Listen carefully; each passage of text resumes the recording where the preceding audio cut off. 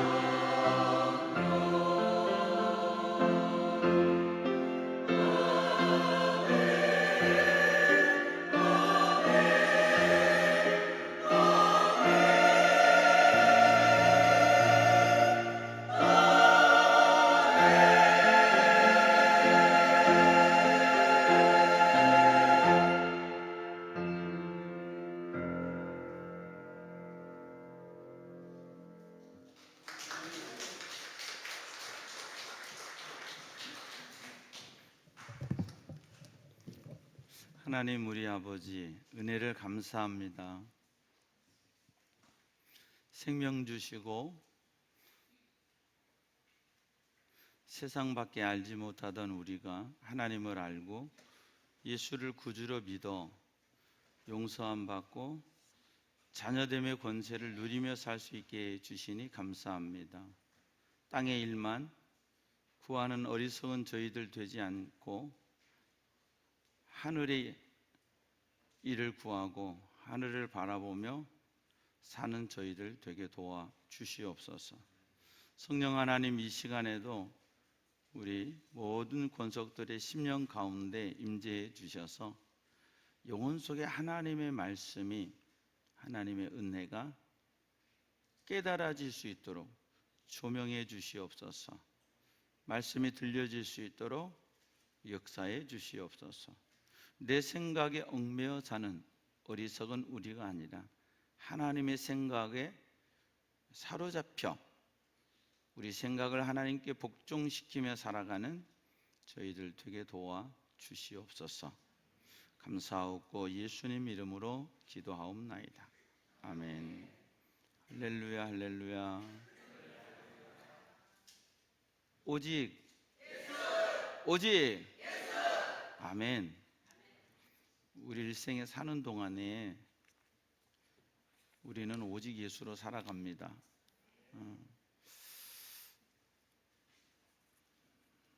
추석 명절 잘 보내셨나요?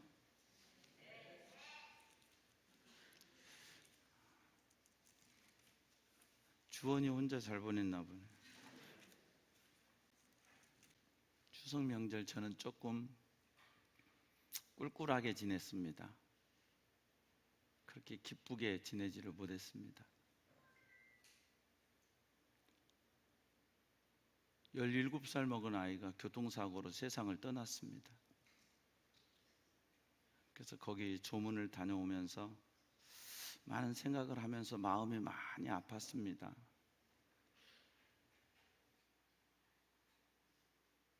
제가 거기서 말을 많이 한들 위로가 될 수 있겠습니까?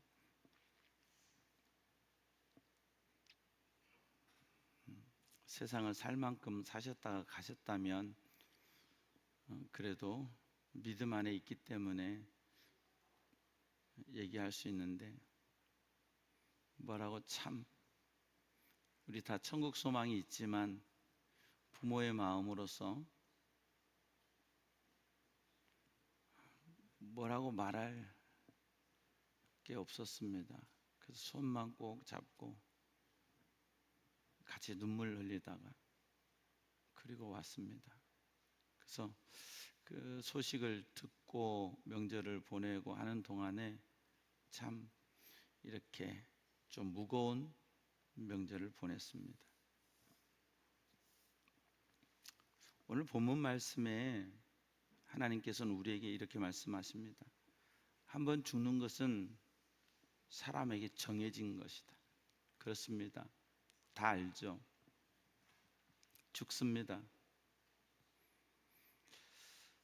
근데 질병이나 사고가 아니면 우리 인생은 90전후를 살죠. 질병과 사고가 없다면 그 정도의 인생을 살지만 반드시 죽게 된다는 거죠. 지금 우리가 죽지 않을 것 같고 내겐 죽음이 오지 않을 것 같은 착각 속에서 우리는 살아가잖아요. 죽는다는 걸 알지만 그 죽음이 내 문제라고는 생각 안 하잖아요. 그래서 어느 날 병원 갔는데 암입니다. 사기입니다. 6개월 남았습니다. 그러면 충격받아. 그렇잖아요. 남의 일로 생각했던 게 내게 오니까. 여러분에게 여러 번 말씀드렸지만 저는 인생에 2번의 사형 선고를 받았습니다. 목사님 암인 것 같습니다 할 때 목사 안수 딱 받고 34살 때 이렇게 가는구나. 죽음에 대한 두려움보다는 너무도 젊은 나이에 띵 하면서 오는 그 느낌, 이렇게 가는구나 하면서 웃었습니다. 그 첫 번째 사형 선고를 넘겼고요. 두 번째 이제 사형 선고는 몇 년 전에 뇌에 종양이 있습니다. 이제 끝났구나. 내 목회를 여기서 내가 그만둬야 되는구나. 내 머리를 연다고 했을 때 목회를 계속 할 수 있지 않겠잖아요. 그래서 여기까지인가 보구나. 하나님께서 나를 여기까지 쓰시나 보구나. 그런 생각을 하고 이제 내려놓을 준비를 하고 있는데 인하대병원에서 MRA를 찍었는데 잘 모르겠습니다. 더 큰 병원 한번 가보시죠. 그래서 연세대 세브란스 병원 가가지고 모든 검사를 하고 MRA를 다시 찍었습니다. 교수님도 잘 모르더라고요. 젊은 교수님인데 마지막에 MRA 판독하는데 교수님을 바꿔주더라고요. 나이가 많은 교수님, 진짜 춤발나는 교수님. 저를 보면서 시골에서 자랐구만. 이러시더라고요. 예, 맞습니다. 개구리, 뱀도 많이 먹었지? 그러시더라고요. 개구리는 먹었는데 뱀은 안 먹었습니다. 아, 뱀은 안 먹었어. 그러시더니 어떤 증상이 있느냐 이거. 전혀 그런 증상은 없습니다. 교통사고 나고 두통이 심해서 CT를 찍고 뇌에 뭐가 있다는 걸 알게 됐습니다. 크게 걱정할 건 없고 기생충이 뇌로 올라가서 알을 깠는데 그게 석화된 거야. 그렇기 때문에 2년에 한 번씩 MRI만 찍어봐. 그러시더라고요. 그래서 하나님이 다시 기회 주시는구나 하고 감사했습니다. 2년 뒤에 연세대병을 갈라니 너무 귀찮은 거예요. 한 번씩 갔다 왔다 하기가. 접수해야지, 그리고 찍어야지, 그 다음에 또 가서 판독해야지. 이런 과정이 너무 힘들어서 전주 예수병원으로 가서 목회자 건강검진 겸 MRI를 찍게 되었습니다. 물론 저는 괜찮았고요. 그때 아내에게 갑상선 암이 발견돼서 예수병원에 수술할 수 있었습니다. 지나고 보면 그것도 하나님의 은혜지요. 전혀 알지도 못하고 그쪽에 신경도 못 썼을 텐데 목사님 오신 김에 여러 가지 좀 건강 체크 좀 하시죠. 사모님 갑상선 체크하시고 목사님 어디 하고 싶은 거 있으세요? 이렇게 해서 검사를 했는데 저희가 올라오고 있는데 목사님 사모님한테서 갑상선 조직에서 악성이 발견됐어요. 그럼 어떻게 하죠? 목사님 수술을 어디서 하시겠어요? 그래서 예수병원 김철홍 과장님께서 그쪽에서는 국내에서 3인자 안에 들어간다 그러셔서 그러면 예수병원에서 하겠습니다. 그래서 수술을 받고 아내가 지금 5년째 들어가고 있습니다. 5년째 저는 그 후로는 MRI 찍어본 적이 없고요. 이 두 번의 사형 선고를 받고 나서 보니까 이제 죽음에 대한 두려움은 없습니다. 어차피 예수님을 구주로 영접한 순간부터 내게 죽음에 대한 두려움은 없었으니까요. 근데 언제 내게 죽음이 와도 받아들일 수 있는 그 상태. 왜냐하면 우리가 아침 안개잖아요. 살았으나 살았다고 할 게 없을 게 인생이잖아요. 이번 명절에도 많은 분들이 돌아가시고 또 친구 목사님들 장례하고 그런 얘기를 듣고 또 우리 소연아 권사님 얘기를 들으니까 공경분 집사님 안치하고 많은 공간이 비어 있었는데 이번 추석에 가보니까 거기도 꽉 찼더래요. 그 사이에 얼마나 많은 분들이 돌아가셨느냐 하는 것을 우리가 알 수 있죠. 이처럼 죽음은 우리 바로 곁에 있습니다. 근데 우리는 사는 동안에 죽음을 생각하지 않고 삽니다. 영원히 살 것처럼, 아니 적어도 나는 파파 할머니, 파파 할아버지 돼서 죽을 것처럼, 내게는 갑작스러운 그 죽음이 다가오지 않을 것처럼 생각하는데 인생의 한계요 실존적인 문제는 죽음입니다. 삶의 문제에 있어서 최대의 장애는 죽음의 문제입니다. 이 죽음의 문제를 어떻게 내가 받아들이느냐에 따라서 인생을 살아가는 게 다릅니다. 하나님 앞에서 경건하게 살 수도 있고 세상적으로 내 마음대로 쾌락주의로 살아갈 수도 있습니다. 이것은 역사입니다. 신학의 역사, 교회의 역사도 보면 항상 그랬습니다. 금욕주의로 가거나 쾌락주의로 가거나 둘 중에 선택하는 것이 인간의 선택입니다. 그런데 오늘 본문 성경 말씀에 한 번 죽는 것은 사람에게 정해진 것이라. 그렇죠. 안 죽는 사람이 없죠. 더 건강하게, 더 경제적인 여유가 있으면서 오래 살고 싶은 것이 인간의 욕구입니다. 그러나 죽음은 우리 실존의 문제입니다. 우리는 항상 죽음과 더불어 삶과 죽음이라는, 낮과 밤이라는 것처럼 이 삶과 죽음은 늘 동전의 앞면처럼 더불어 살아갑니다. 그런데 왜 굳이 우리가 안 가르쳐줘도 다 아는 문제를 성경은 한 번 죽는 것이 정해진 것이다 라고 구태여 성경에 기록하고 있을까요? 이것은 누군가 정하신 분이 있기 때문에 그렇습니다. 원래 인간이 죽는 존재가 아니죠. 그런데 어느 순간에 누군가가 정하셔서 인간에게 죽음이 들어오는 거예요. 에덴 동산에 하나님께서는 인간을 창조하시고 그 인간과 함께 영원히 살고 싶어 하셨습니다. 그러나 인간의 죄로 말미암아 인간은 에덴에서 쫓겨나고, 에덴에서 쫓겨난 인간은 죽음을 직면하게 됐습니다. 그 죽음을 직면한 인간이 스스로 죽음을 해결할 수 있는 방법은 아무것도 없습니다. 모두 다 살고 싶어서 어떻게든 살아보겠다고 진시황도 동남 동녀 보내서 불사약 불로초 구했지만 40을 못 넘기고 죽었습니다.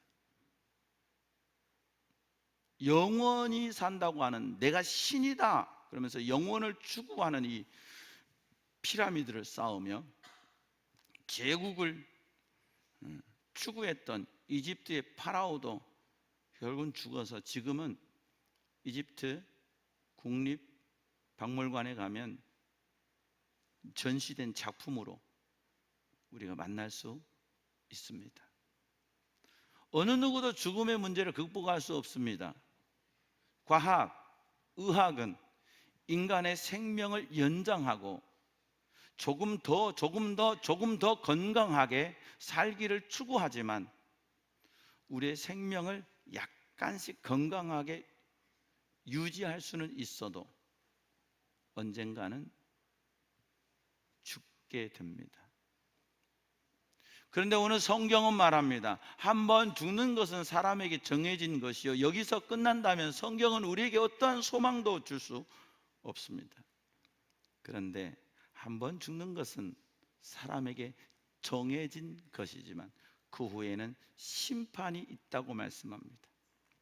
안타깝게도 우리는 동양적인, 유교적인, 또 불교적인 사상 속에서 우리는 죽으면 귀신이 된다고 믿습니다.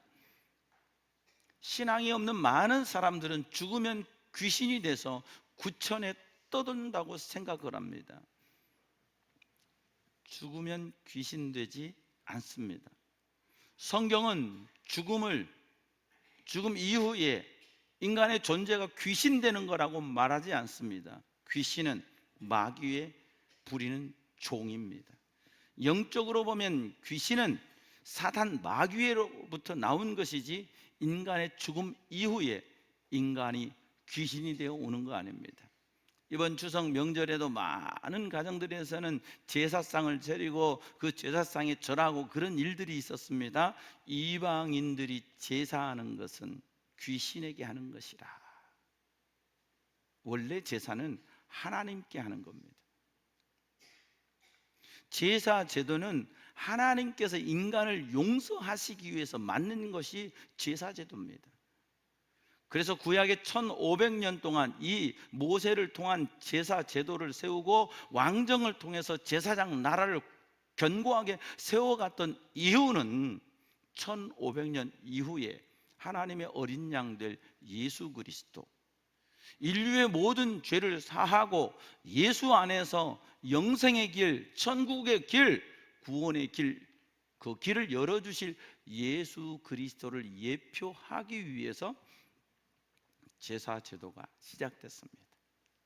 그리고 그들은 출애굽기 19장에서 민수기 10장 10절에 이르는 1년 기간 동안에 시내산에서 하나님의 말씀, 율법과 성막을 만들고 그 후로 민수기에 보면 그들은 동서남북 사방에 성막을 중심으로 진영을 갖추고 그들은 행진하게 됩니다.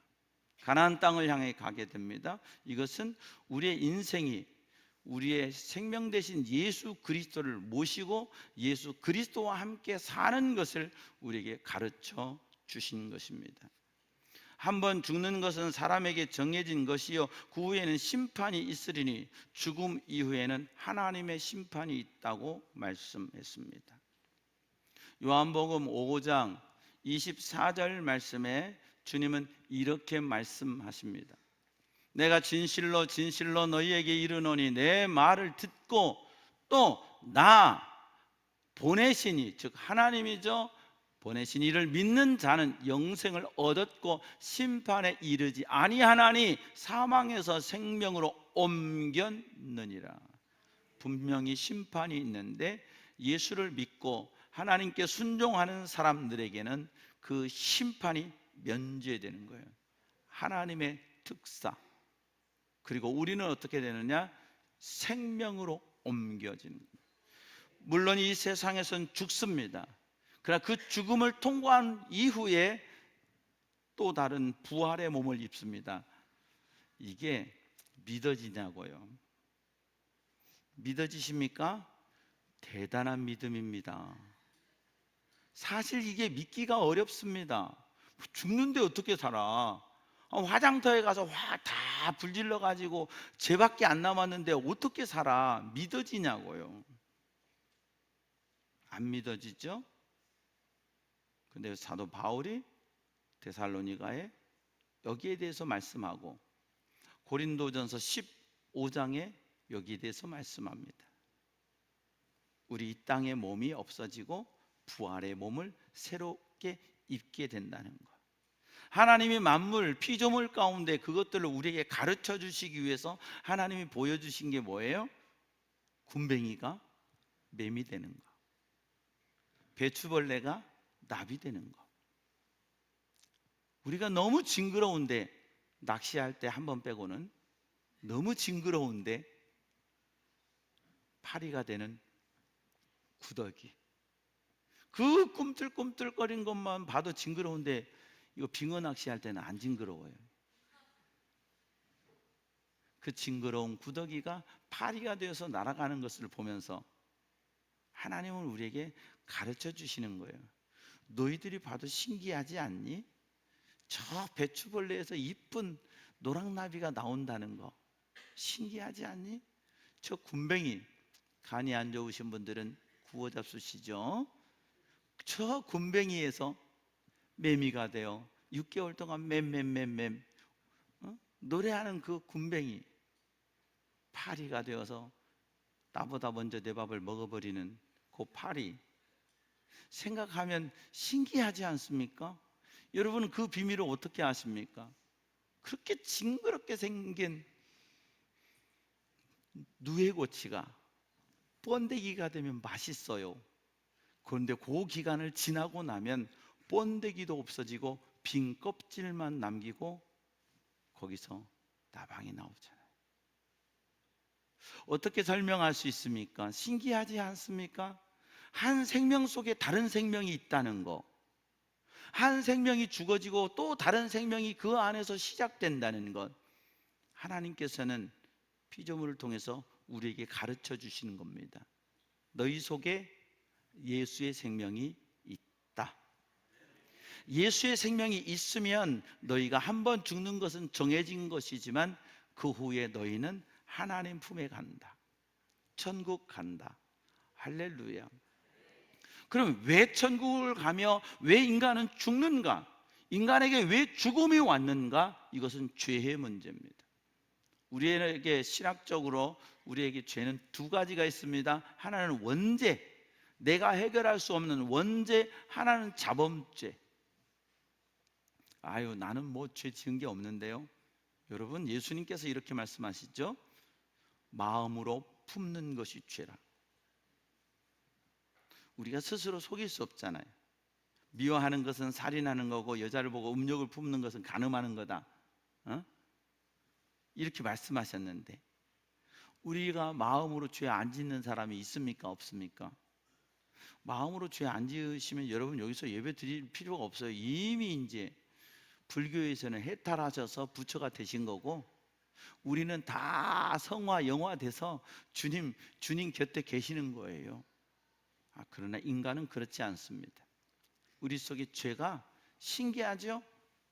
때가 어디서 묻혀오지 않은 것 같아도 때가 내 몸속에서 나오는 것처럼 죄는 자연 발생적입니다. 가장 죄가 오릅니다. 생각 속에서, 마음 속에서, 삶 속에서 나도 모르고 지는 죄, 알면서 지은 죄, 마음으로 지은 죄, 생각으로 지은 죄, 입으로 지은 죄, 죄가 얼마나 많은지 우리는 죄 덩어리입니다. 이 죄의 문제를 우리 스스로 해결할 수 없습니다. 그것을 아시는 하나님께서는 제사 제도를 통해서, 피 흘림을 통해서 그들을 용서하시는 제사 제도를 세우셨습니다. 그래서 그들은 짐승이 내 대신 피 흘려 죽으면서 그 짐승의 피를 나에게 뿌리고 하나님의 제단에 부어드리는 것을 보면서 죄 짓지 말아야지, 죄의 대가가 저렇게 무서운 건데 하면서 다시 회개하고 하나님의 백성으로 살다, 또 죄 지으면 짐승 가지고 와 하나님 앞에 제사하며 용서받는 그 시간을 1500년을 지냈습니다. 22절 말씀에 율법을 따라 거의 모든 물건이 피로서 정결되나니 피 흘림이 없은즉 사함이 없느니라. 무슨 말씀이냐?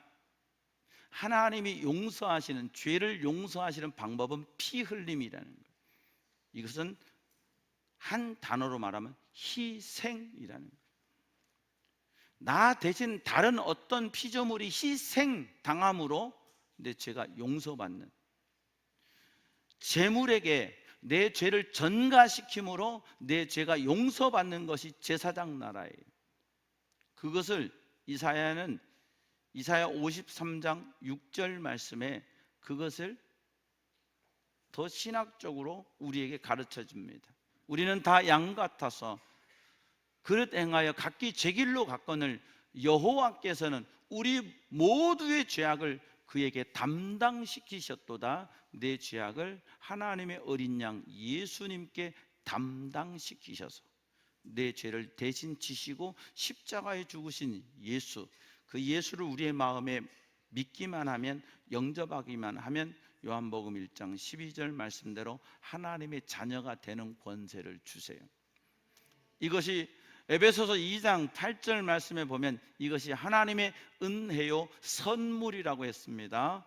그러다 보니까 안 믿어져요.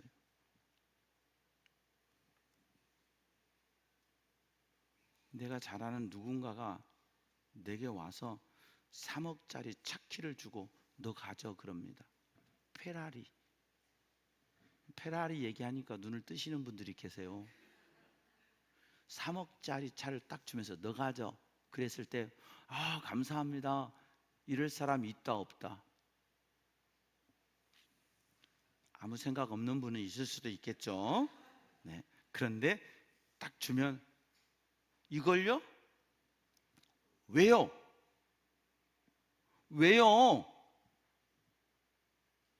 내가 뭘 했는데 3억짜리를 나한테 그냥 줘요? 300만 원을 그냥 줘도 왜요 할 텐데, 응? 3억짜리를 그냥 줄 때 감사합니다 받을 사람은 하나도 없습니다. 왜요? 안 믿어지거든요. 이게 뭔가 장난치는 거예요. 우리가 조금 유명한 사람 같으면 지금 몰카 찍는 거죠? 이렇게 얘기할 거예요. 근데 우리는 유명하지 않으니까 왜요? 그럴 거예요.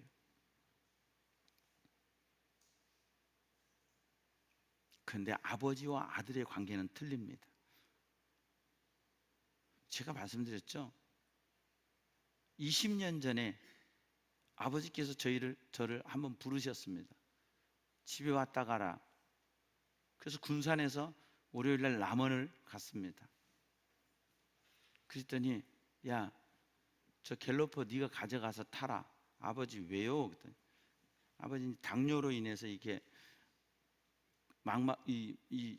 여기 눈 안에, 동자 안에 그 미세한 혈관이 터져서 그 피가 이 눈을 가리는 거예요. 그러니까 우리가 겉으로 볼 때는 멀쩡한데 아버지는 피가 이렇게 가리니까 보이지를 않으시는 거예요. 그러니까 내가 보이지가 않은 거예요. 하나님 은혜로 그 후에 이게 멈추면서 고쳐지셔가지고요, 이게 회복되셔가지고요, 성경도 읽으시고 그러셨거든요. 참 특별한 하나님의 은혜예요. 그렇지 않으면 거의 거기서 시각장애인 되거든요. 그래서 한동안 시각장애 1급 판정도 받으시고, 시계도 누르면 얘기해주는 그 시계도 사용하시고 그랬었거든요. 그래서 내가 정상적으로 운전할 수 없으니까 네가 가지고 가서 타라. 그 당시 갤로포 최고의 차였습니다. 정말 상당히 비싼 차였고 좋은 차였습니다. 제가 어떻게 할게요, 여러분? 왜요? 이걸요? 그랬을 것 같아요? 감사합니다 하고 그 키 받아가지고 올라올 때는 갤로포 끌고 올라왔습니다. 그리고 군산에 와서 저에게 이전 등록을 했지요. 아버지가 주셨기 때문에, 야, 저거 그래도 1000단위는 넘어간다. 네가 인간이면 양심이 있지. 300은 주고 가라. 이래야 되잖아요. 그런데 그러지 않으시고 가져가라. 그래서 제가 키 가지고 그냥 가져왔어요. 여러분, 예수 그리스도를 구주로 믿으면 하나님의 자녀가 돼요. 예수를 믿을 때 용서를 받고 죄를, 그리고 예수를 믿으면 하나님의 자녀가 돼요. 하나님의 자녀가 돼서, 하나님의 자녀됨의 권세는 뭐냐면 유업을 이을 자가 되는 거예요. 뭐냐? 아버지 것이 내 거. 주로 여러분 아버지가 별로 가진 것이 없는 분들은 아멘을 안 합니다. 아버지 것이 내 것이 되는 거예요. 할렐루야. 그런데 예수를 구주로 믿으면 아버지 나라가 내 나라, 천국이 내 나라가 되는 거예요. 추석 명절은 결실의 계절기를 앞두고 우리는 전통적으로 조상님들께 감사하는 절기가 사실은 추석이죠. 새쌀밥, 그 새쌀로 떡을 하고 새로 수확한 열매들, 과일들 갖다 놓고 조상님께 감사하는 거죠. 살아계신 부모님보다는 돌아가신 조상님들의 은덕을 생각하는 게 추석이에요. 돌아간 조상님들이 우리에게 해주실 게 아무도 없습니다. 우리가 이 추석 명절에 하나님의 크신 은혜를 생각하는 명절이 됐으면 좋겠습니다. 명절이 너무 길어가지고 이번 명절에는 감사도 길게 하셔야 될 것 같아요. 하나님 아버지, 올 한 해도 지켜주신 감사합니다. 물론 우리가 추수감사주일 지키게 되겠지만, 하나님의 은혜입니다. 나를 구원해 주신 거 하나님의 은혜입니다. 나를 천국 백성 되게 해주신 거 하나님의 은혜입니다. 예수를 구주로 믿어 자녀 삼게 하신 거 하나님의 은혜입니다. 삶에서 작은 사건 하나 속에서 하나님의 은혜를 알고 예수님을 알게 하신 거 하나님의 은혜입니다. 생각하면서 오늘 본문 말씀에 심판이 있다고 했는데, 피 흘림이 없으면 죄사함이 없다고 했는데, 예수 그리스도의 피 흘림을 통해서 그 예수를 믿는 우리에게는 심판에 이르지 않고 사망에서 생명에 이르게 하신 놀라운 하나님의 은혜를 마음속에 품고, 여러분, 우리 아버지가 좀 되신 분이라면 걱정할 게 없습니다. 우리 아버지가 좀 가지시고 사신 분이라면 염려할 게 뭐가 있습니까? 아버지가 해결해 줄 건데. 있다고 생각 좀 해보시라고요. 근데 우리에겐 영원한 아버지가 백그라운드 됐어요. 이 하나님은 못하실 것이 전혀 없으신, 이 하나님은 가난한 자도 부하게 하시고 죽이기도 하시고 살리기도 하시고 낮추기도 하시고 높이시기도 하신 그 하나님, 그 하나님을 예수 안에서 우리는 아버지로 모시게 됐습니다. 내게 백그라운드는 하나님 아버지입니다. 그래서 우리의 남은 인생 곧 죽어도 우리 아버지는 하나님이요, 이 자신감 속에서 하나님 아버지 모시고 믿음으로 살아갈 때 그분의 능력 안에서 내 삶을 바꾸시는 놀라운 은혜를 맛보고 사는 저와 여러분 되기 바랍니다. 그냥 내버려 두면 우리 인생은 샤이니하지 않아요. 밝지 않아요. 그냥 내버려 두면 우리 인생은 어둠으로 파고들어요. 좌절, 절망, 고통, 근심, 걱정, 염려 스스로 파고듭니다. 안 될 거야, 틀렸어, 망했어. 아니, 망해도 하나님이 붙잡으시면 새롭게 하십니다. 죽을 것 같아도 하나님의 능력이 임하면 살리십니다. 그 하나님을 예수 안에서 아버지로 하나님과 관계 맺게 되었으니 이제 사랑하는 여러분, 하나님 아버지 믿고 내 배짱 하나님 배짱 되어 사는 여러분 되기를 축복합니다. 우리 아버지는 하나님이야. 할렐루야. 우리 아버지는 아멘. 이 배짱 가운데서 여러분 믿음으로 하나님께 영광 돌리고 여러분의 삶의 자리에서 순간순간 하나님 바라보며 주님, 한번 죽는 것은 당연한데 우리에겐 천국 주셔서 감사합니다. 그래서 주님이 지옥이 얼마나 무서운지 꺼지지 않고 구더기 한 마리도 거기서 타 죽지 않는다, 지옥 가면 안 돼 하신 말씀. 근데 우리에게는 요한계시록 21장 22장에 보면 거기는 너무나 아름다운 신부가 신랑을 위해 단장한 것 같은 사시사철 과일이 있고 생명샘이 있고 하나님 아버지가 빛이 되시고 또 다른 빛이 필요 없는 하나님과 더불어 영원히 사는 천국, 그 하나님의 나라의 백성으로 죽음 그 이후 지옥이 아닌 천국을 향해 믿음으로 달려가는 우리가 되기를 하나님이 원하십니다. 하나님 아버지 은혜를 감사합니다. 오늘 또 우리를 예배의 자리에 믿음의 자리에 세우셔서 천국을 바라볼 수 있게 하시니 감사합니다. 주님 언제 우리를 부르실지 알 수는 없지만 오늘이라 일컫는 동안에 내 삶의 오늘에 주 앞에 충성하고 믿음으로 살아 언제 부르시더라도 아멘, 주 예수여 오시옵소서, 주님 손 붙잡고 천국 갈 수 있는 우리 모두 되게 주시옵소서. 감사하고 예수님 이름으로 기도하옵나이다. 아멘. 성찬식을 거행하겠습니다. 하나님의 말씀을 제가 받들어 읽겠습니다.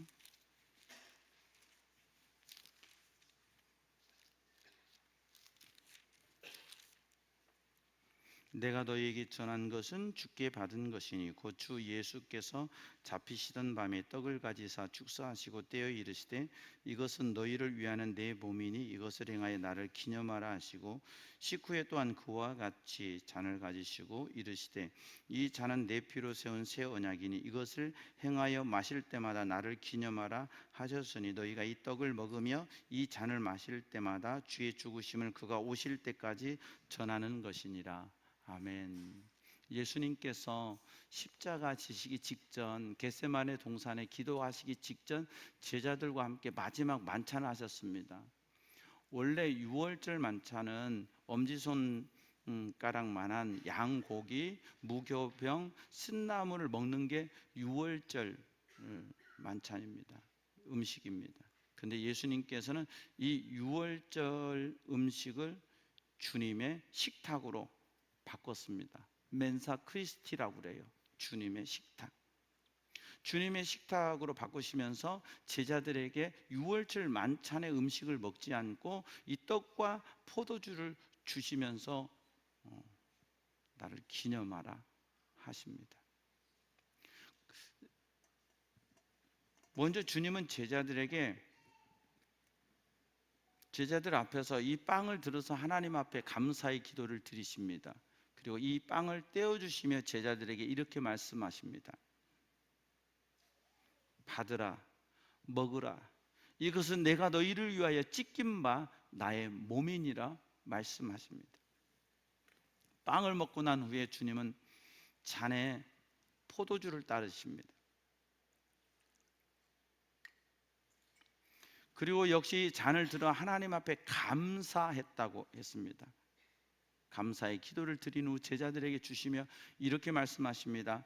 받아라 마셔라. 이것은 내가 너희를 위하여 흘린 바 나의 피 곧 언약의 피니라. 그리고 주님은 이것을 기념하라 하셨습니다. 기념한다는 말에 두 가지 헬라어가 있습니다. 아남네시스, 재현한다는 뜻입니다. 이 성찬 속에서 주님의 십자가, 죄 사함의 은혜를 재현하는 시간이 되기를 원하시는 것입니다. 두 번째는 프로랩시스입니다. 선험한다는 뜻입니다.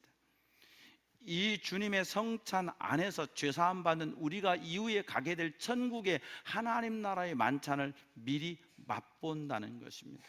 사랑하는 여러분, 오늘도 이 거룩한 성찬을 단순히 떡과 포도주가 아니라 예수님의 그 놀라운 주님의 몸과 그 피를 믿음으로 내가 먹고 내 안에서 죄사함과 내 안에서 천국의 소망으로 가득한 시간이 되시기를 축원합니다. 기도합니다. 하나님 아버지, 은혜를 감사합니다. 주님이 정하신 성찬에 저희들이 참여합니다. 이 떡 위에, 이 잔 위에 성령이여 임하여 주시옵소서. 그리고 이 떡과 잔을 믿음으로 먹는 우리에게 동일한 은혜로 임해 주셔서 예수님의 십자가가 내 속에서 경험되어 용서를 맛보게 하시고 내 안에 천국의 은혜를 맛보아 천국의 삶을 살아가는 저희들 되게 도와 주시옵소서. 어떤 인생의 문제도 어떤 죄악도 십자가에서 다 용서해 주셨사오니 오늘 우리도 그 십자가 예수님의 보혈의 능력 안에서 용서함 받게 하시고 어떤 죄인도 예수 안에 천국 가게 하셨사오니 오늘도 우리가 이 떡을 맛보며 천국의 잔치상을 경험할 수 있게 도와 주시옵소서. 믿사옵고 감사하며 부활이요 생명 되시는 우리 주님 예수님 이름으로 기도하옵나이다. 아멘. 성찬을 받는 방법은 분병분잔위원이신 장로님들 먼저 받으시고요. 그 다음에 안내위원, 그 다음에 안내위원의 안내를 따라서 또 여러분들께서 받으시면 되겠습니다. 유아 세례 및 아동 세례를 받은 자녀들은 부모님의 지도하에서 성찬에 임할 수 있으시기를 바랍니다.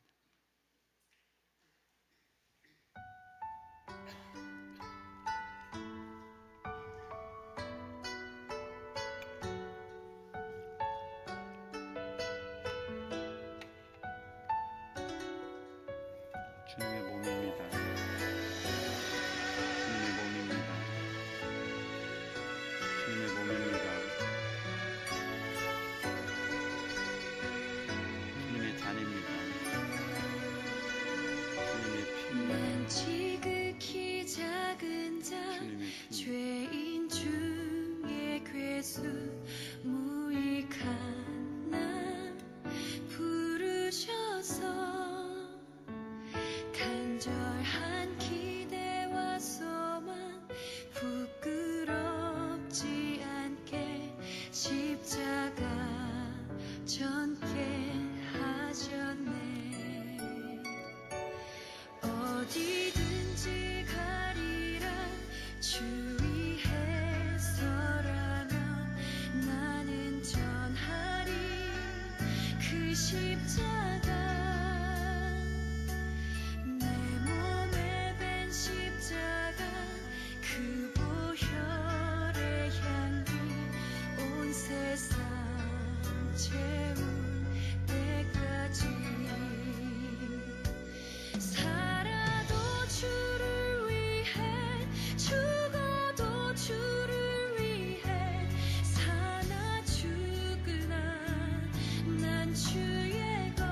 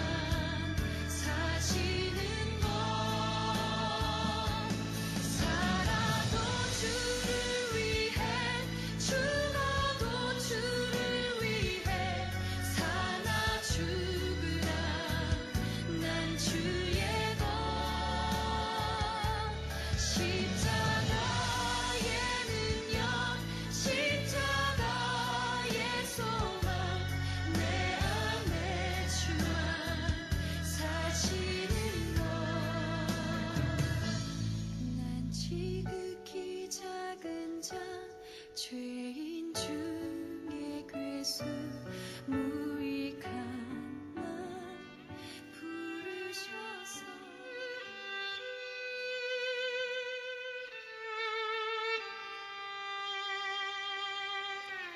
나는 참 포도나무요 내 아버지는 농부라. 무는 내게 붙어있어 열매를 맺지 아니하는 가지는 아버지께서 그것을 제거해 버리시고, 무릇 열매를 맺는 가지는 더 열매를 맺게 하려 하여 그것을 깨끗하게 하시느니라. 너희는 내가 일러준 말로 이미 깨끗하여졌으니 내 안에 거하라. 나도 너희 안에 거하리라. 가지가 포도나무에 붙어있지 아니하면 스스로 열매를 맺을 수 없음 같이 너희도 내 안에 있지 아니하면 그러하리라. 나는 포도나무요 너희는 가지라. 그가 내 안에 내가 그 안에 거하면 사람이 열매를 많이 맺나니 나를 떠나서는 너희가 아무것도 할 수 없음이라. 사람이 내 안에 거하지 아니하면 가지처럼 밖에 버려져 마르나니 사람들이 그것을 모아다가 불에 던져 사르느니라. 너희가 내 안에 거하고 내 말이 너희 안에 거하면 무엇이든지 원하는 대로 구하라. 그리하면 이루리라. 너희가 열매를 많이 맺으면 내 아버지께서 영광을 받으실 것이요 너희는 내 제자가 되리라.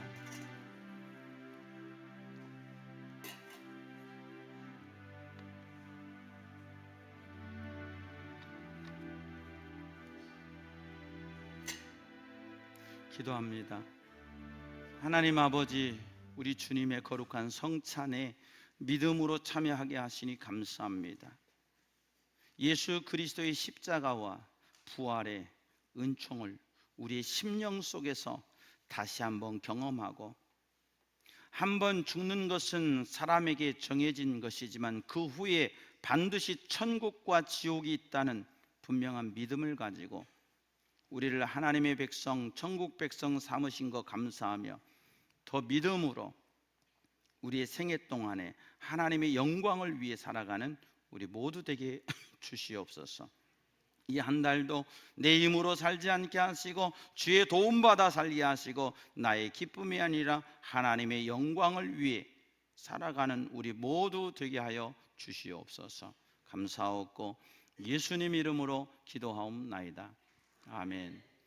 주님께서는 제자들과 함께 만찬을 나누신 후에 찬미하며 감람산으로 올라가셨습니다. 우리도 다 같이 일어나서 함께 찬양하시겠습니다.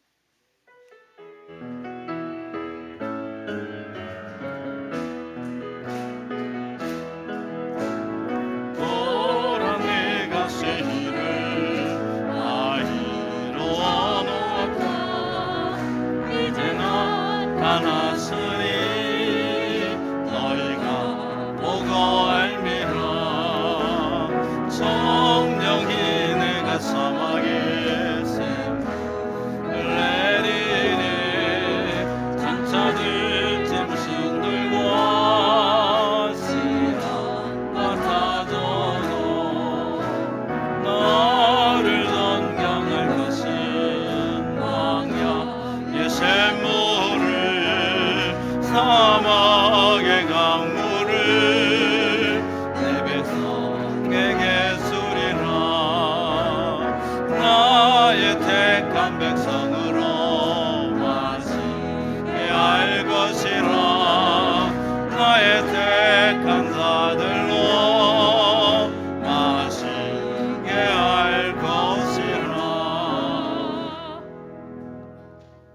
여호와는 내게 복을 주시고 너를 지키시기 원하며, 여호와는 그 얼굴을 내게 비치사 은혜 베푸시기 원하며, 여호와는 그 얼굴을 내게로 향하여 드사 평강 주시기를 원하노라. 예수님의 은혜 안에서 천국의 소망을 가지고 오늘이라 일컫는 동안에 믿음의 선한 싸움 싸우며 하나님의 영광을 위해 살아가기로 다짐하고 천국 백성 되어 달려가기를 소원하는 주의 백성들 머리머리 위에와 저들의 가정과 삶의 터전 위에, 우리 교회와 이 땅의 모든 교회들 위에, 우리 조국 대한민국과 오늘도 복음 들고 세계 열방 가운데 흩어져 하나님의 나라를 확장해 나가는 선교사님들 위해 우리 주님 예수 그리스도의 은혜와 하나님 아버지의 무한하신 사랑과 보혜사 성령의 교통하심이 이제부터 영원토록 함께하옵시기를 간절히 축원하옵나이다. 아멘.